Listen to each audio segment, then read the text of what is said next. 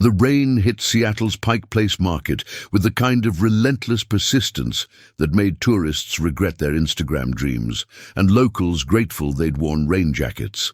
Alex Turner sat in a corner cafe, laptop open, staring at a rejection email from the Washington Post that was the third one this month.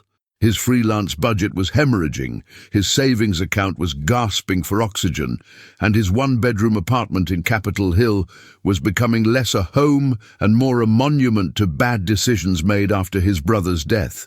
He clicked open Reddit, specifically r Unsolved Mysteries, a subreddit he'd discovered 6 months ago during a particularly dark 3 a.m. spiral. What started as a morbid curiosity had become something closer to obsession. The forum had over 2 million members, all convinced they possessed pieces of puzzles that law enforcement had abandoned. Some cases were genuinely unsolved. Others were urban legends wrapped in nostalgia and Reddit gold. But lately, a pattern had emerged that Alex couldn't ignore. A user named Archive Keeper had begun posting with surgical precision. The posts detailed cases from the FBI's abandoned files, cases that had been closed, forgotten, sometimes actively suppressed.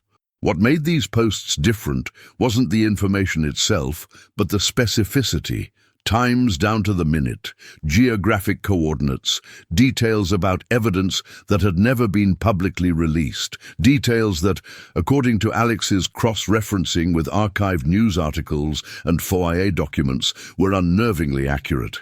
His phone buzzed. A message from Maya Collins, a moderator of the subreddit he'd been corresponding with for weeks. She'd noticed the same pattern.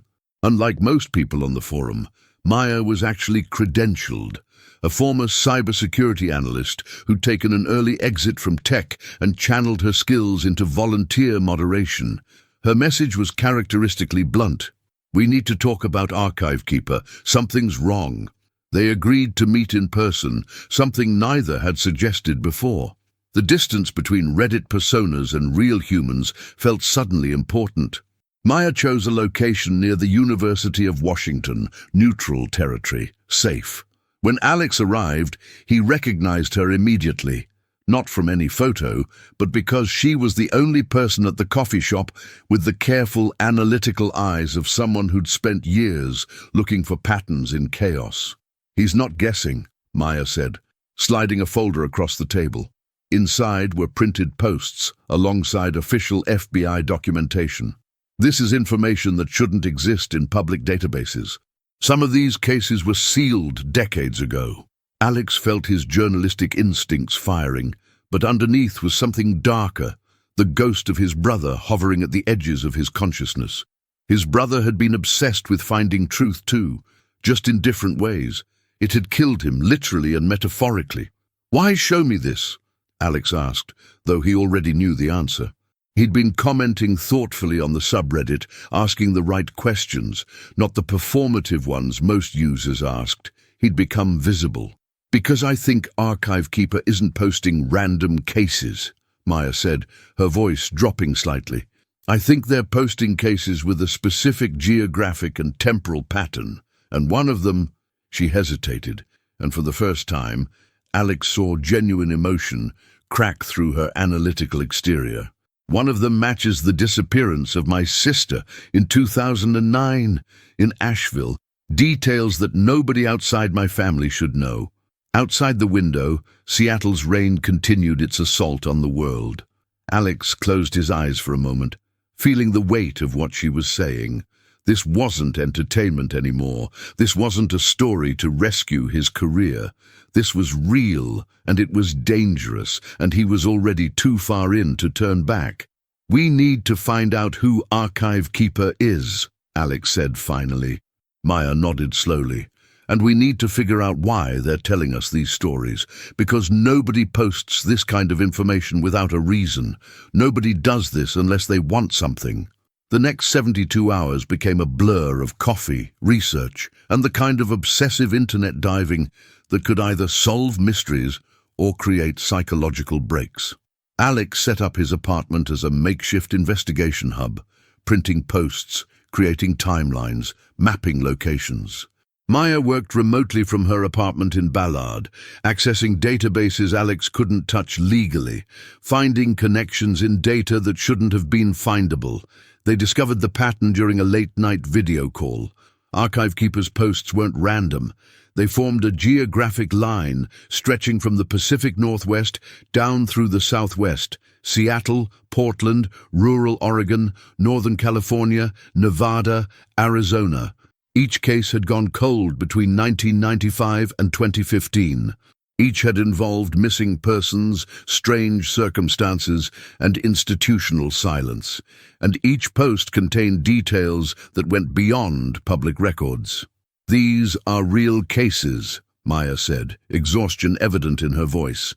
"I've verified 8 of them against sealed documents, which means Archive Keeper either has access to law enforcement files or..." She trailed off, the implication obvious. "Or they're involved," Alex finished. The possibility sat between them like a living thing. Alex thought about his brother again, how his brother's interest in uncovering truth had led him to people who very much wanted that truth to remain buried. The line between investigative journalism and dangerous obsession was thinner than most people understood. Then, late on the 3rd night, a new post appeared. Archive Keeper had never responded directly to comments before, but this time they'd posted a link to a specific coordinate in the Nevada desert, along with a single sentence. "If you want to know why, go here, but understand that some questions destroy the people who ask them." Alex called Maya immediately. "That's a threat." "Or an invitation," she countered, but her voice wavered. "It's showing us they know we're looking. It's confirmation that we're on the right track. Or it's them drawing us into something we shouldn't be in." The decision took them both about 30 seconds. They were getting in a car and driving to Nevada. It was the irrational choice, the choice that confirmed everything their rational brains knew about obsession and danger. But it was also the only choice that made sense to either of them anymore. The drive from Seattle to the Nevada coordinates took 28 hours. They drove in shifts, barely speaking, each lost in their own spirals of doubt and determination. Around Reno, as the landscape shifted from forest to harsh desert, Alex finally asked Maya directly, "What if we find something? What if Archive Keeper is right, and there's actual evidence of something that happened to your sister?" Maya kept her eyes on the road. "Then I finally have an answer. And maybe that's worth whatever comes after." They reached the coordinates at sunset. It was just desert, scrubland and rocks and emptiness in every direction. No markers, no indication that anything significant had occurred. But there, half buried in sand, was a metal box. Inside was a USB drive and a photograph of a young woman who looked like she could have been Maya's sister, except the photo was dated 1987, and Maya's sister had disappeared in 2009. Below the photo, someone had written in precise handwriting, "They were never who you thought they were. Keep digging, but know that there are people watching who don't want you to find what's real." Back in Seattle, the USB drive sat on Alex's desk like a bomb. They couldn't open it without potentially triggering security protocols. They couldn't take it to the authorities without risking contamination of whatever evidence it contained. And they couldn't ignore it without abandoning everything they'd committed to discovering. Maya, who'd returned to her apartment but barely left it, sent Alex encrypted messages detailing what she'd found in public records. The woman in the photograph had disappeared in 1987 from a small town in eastern Washington. The case had been officially closed as a runaway teenage years later, despite no evidence she was alive. But according to Maya's hacking through archived local news databases, witnesses reported seeing her being placed in a van by men in suits. The official narrative had never acknowledged this. "That's not coincidence," Maya wrote. "That's suppression." Alex knew she was spiraling. He recognized the signs because he was spiraling too. They'd both entered a state where the internet had become more real than reality, where Reddit threads felt like evidence of governmental conspiracy, where the line between investigation and paranoia had dissolved completely. His editor friends had stopped calling. His mother had texted asking if he was okay, which meant he probably wasn't. Then the moderators of our Unsolved Mysteries discovered something. Archive Keeper's account had been posting from the same IP address that had previously been flagged for attempting to access sealed FBI databases. The account was being monitored. And more troubling, a subreddit community member in Reno, someone Alex and Maya had never communicated with, posted their own image of the USB drive they'd left at the coordinates, along with the message, "I'm being followed. I don't know by who, but I know you are too."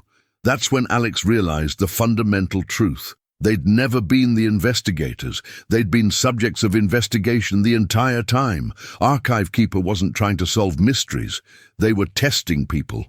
Testing who would break, who would keep searching, who would get close enough to things that someone powerful didn't want known. He called Maya. "We need to stop.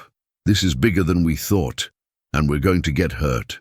"I don't care," she said, and he heard the edge of genuine mental collapse in her voice. "I need to know about my sister. I need to know if she was alive after 1987. I need to know why nobody's ever told me the truth." "But what if the truth is that she's not coming back? What if it's just loss and institutional failure, and digging deeper doesn't change that?" There was a long silence. "Then I'll know. That's better than this not knowing." The final post on ER Unsolved Mysteries came exactly 1 week after they left Nevada. It wasn't from Archive Keeper. It was from a user called Admin Override, someone with moderator-level access that shouldn't have been possible for a regular account. The post was a message directly to Alex and Maya by name, with details about their investigation that had never been posted publicly anywhere. "You've been asking the wrong questions," the message read. "You've been assuming Archive Keeper is one person trying to expose government conspiracy. But what if Archive Keeper is the government? What if you've been observing a surveillance test, watching how far people will go when given the right incentives and the right mysteries? My name is Richard Chen, and I was the case agent on your sister's file, Maya, and I'm telling you this because the experiment ends now." Alex and Maya met at the same cafe where they'd first talked in person. Richard Chen was waiting, holding 2 cups of coffee. He was in his 60s, with the weathered look of someone who'd spent decades handling truths that broke people. "Archive Keeper was a test," Chen explained, not wasting time. "The Bureau created the account to identify people obsessed enough with unsolved cases that they might have information we'd never found. It was unethical, probably illegal, but effective, and we found exactly what we were looking for." "My sister," Maya said, her voice hollow. "Your sister was involved in something that we had to cover up for reasons I can't explain. But she's alive. She's been in witness protection since 1989. She requested that her family be told she was dead to protect you all from the people she testified against." The world seemed to stop. All of Alex's journalistic instincts, all of Maya's obsessive need for answers, everything they'd sacrificed and risked and become, it boiled down to this moment. The truth wasn't a conspiracy. It was family, protection, complicated love expressed through painful lies. Alex looked at Maya and saw her breaking, really breaking for the first time since he'd known her. The barrier she'd maintained for years was collapsing. She'd gotten her answer, but it wasn't redemption. It was the understanding that sometimes closure isn't closure. It's just the moment you finally stop fighting and accept that some mysteries exist to protect the people we love. "What happens now?" Alex asked Chen. "Now you make a choice. You can expose this, destroy the program, probably destroy your careers in the process. Or you can let it end, walk away, live without knowing the complete story." Alex looked at Maya.